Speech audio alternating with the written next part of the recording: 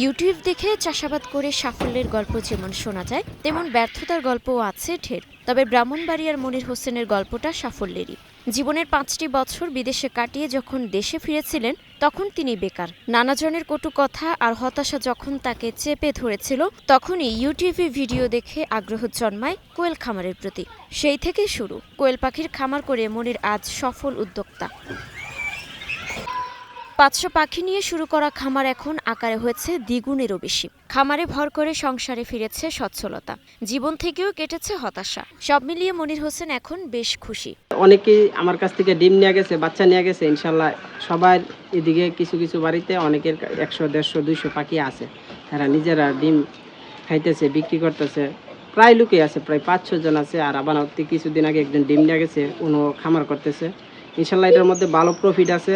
আস্তে আস্তে করলে এটা প্রফিট পাইবেন ইনশাল্লাহ। আর এটার মধ্যে বেশি শ্রমও লাগে না, শুধু সারাদিন আপনি ২ ঘন্টা কাজ করবেন, এনাফ।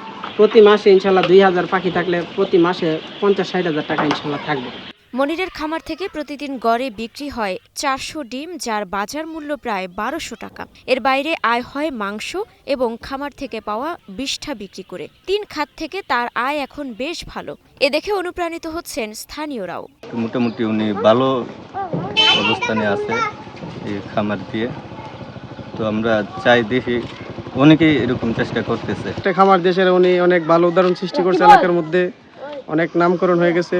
মনিরের এই উদ্যোগে পাশে আছেন তার পরিবারের সদস্যরাও। মনিরের হতাশার জীবন কেটে যাওয়ায় তারাও খুশি।